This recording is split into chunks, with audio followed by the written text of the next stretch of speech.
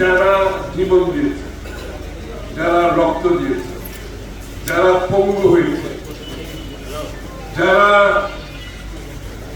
কি বলে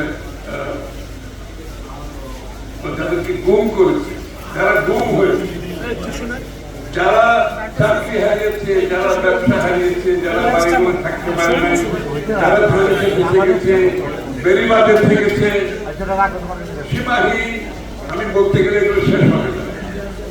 তাদের প্রতি অবনত মস্তকে আমি সম্মান জানাচ্ছি। তাদের রক্তের দানে, তাদের স্যাক্রিফাইসের কারণে আজকে কিন্তু আমরা এখানে দাঁড়িয়ে ডক্টর সাহেবদের 1 মাসের ছাত্র জনতার আন্দোলনের একটি সভা পরিসমাপ্তি করে সবার প্রতি আমাদের অন্তরের অন্তঃস্থল থেকে শ্রদ্ধা ভালোবাসা জানানো ছাড়া আমাদের আর কিছু করার নাই। এই মুহূর্তে এমন একটি প্রেক্ষাপটে আমরা আজকে মিলিত হয়েছি 1 মাস পরে। আমাকে মান্না ভাই জিজ্ঞেস করতেছিল কেমন আছে, আমি বলছি 1 মাস 3 দিন আগে থেকে তো ভালো আছে। 1 মাস 3 দিন আগে যা ছিলাম তার থেকে তো অনেক ভালো আছে। আসলে তো 1 মাস 3 দিন আগে তো আমি জেলের মধ্যেই আছি। আজকে ঘুম থেকে উঠে হঠাৎ করে কেন জানি মনে হচ্ছে আমি কি এখন জেলে আছি কিনা। আমি চারিদিকে তাকিয়ে দেখছি আমার একটা রশি ছিল, ওখানে আমার টাউল টাউল সব জুত প্যান্টে আমি আবার ওগুলো আছি কিনা দেখতেছি। তখন ভাবলাম না, আমি তো আমার বেডরুমে আছি, আমার বাসায় আছি। এই জন্য একটা দুঃস্বপ্নের সময় আমরা সবাই কাটছি। যার যার অবস্থান থেকে আমরা সবাই গত 15, 16, 17 আসলে তো এটা শুরু হয়েছে 17 বছর। এই 111-এর প্যাটার্নটা তার 15 বছর পরে এটা আরো অব্যাহত হয়েছে। আমাদের যে সাফারিং, এটা 17 বছরের সাফারিং। সেইটি শুরু হয়েছে শেখ হাসিনা এটাকে আরো উন্নত মানে নিয়ে গেছে। 111-এর যে জেল জুলুম নির্মমতা, শেখ হাসিনা সেটাকে অন্য লেভেলে নিয়ে গেছে। আজকে আমাদের যেটা করণীয়, যেটা এত স্যাক্রিফাইসের পরে আমরা আজকে স্বাধীন দেশ পেয়েছি, একটি মুক্ত দেশ পেয়েছি, একটি মুক্ত আবহাওয়ায় কথা বলতে পারছি, এবং কারো কোনো শঙ্কা নাই, সাংবাদিকদেরও শঙ্কা নাই, আমাদেরও কোনো শঙ্কা নাই, কারো কোনো শঙ্কা নাই। এইটা যদি ধরে রাখতে হয়, এখন আমাদের বিষয়টা কি, আমরা কেন আলোচনা করি? এই যে মুক্ত বাংলাদেশ পেয়েছি, এটাকে তো আমাদের ধরে রাখতে হবে। এটা নতুন বাংলাদেশ পেয়েছি।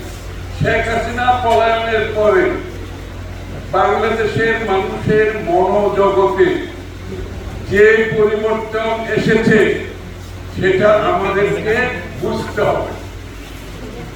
সেই মনোজগৎ কিন্তু আগের মনোজগতে নাই। এই মনোজগৎ হচ্ছে বাংলাদেশের মানুষ তার রাজনৈতিক, সাংবিধানিক, গণতান্ত্রিক অধিকার ফিরে পেতে চায় পরিপূর্ণভাবে। মাঝখানে কিছু থাকতে পারবে না, তাই কমা কিছু নেই। পরিপূর্ণভাবে বাংলাদেশের মানুষ মুক্ত অবস্থায় বাঁচতে চায়। বাংলাদেশের মানুষ রাজনৈতিকভাবে, সামাজিকভাবে, অর্থনৈতিকভাবে সকলের জন্য সমতল লেভেল প্লেইং ফিল্ড চায়। সকলে যাতে সমানভাবে অংশগ্রহণ করতে পারে। বাংলাদেশের জনসংখ্যা 65% বয়স হচ্ছে 35 বছরের নিচে। এটা হচ্ছে ডেমোগ্রাফি। 65% বয়স 35 বছরের নিচে। এই 35 বছরের নিচে যারা 65% আছে জনসংখ্যা, তারা কি ভাবছে, তাদের প্রত্যাশা কি, তাদের আকাঙ্ক্ষা কি, এটা আমরা যারা রাজনীতি করি আমরা বুঝতে হবে। এটা যারা বুঝবে না, আমি দুঃখের সাথে বলছি, আগামী দিনের রাজনীতির প্রেক্ষাপটে তাদের জন্য খুব বেশি জায়গা থাকবে বলে আমি মনে করি। এই সব ধারণ করে আজকে যে অন্তর্বর্তীকালীন সরকার আছে তাদেরকে আমরা সহায়তা করতে চাই। আমরা রাজনীতি করি, আমরা অনেক কথা বলি, অনেক বক্তব্য দেই, যার যার প্রেক্ষাপট থেকে আমাদের কথাগুলো বলি এবং বলবো। কিন্তু বটম লাইন হচ্ছে, শেষ কথা হচ্ছে, আজকের অন্তর্বর্তীকালীন সরকারকে ঐক্যবদ্ধভাবে জাতীয় ঐক্যের মাধ্যমে আমাদেরকে সমর্থন করে এই কাজগুলো সম্পন্ন করতে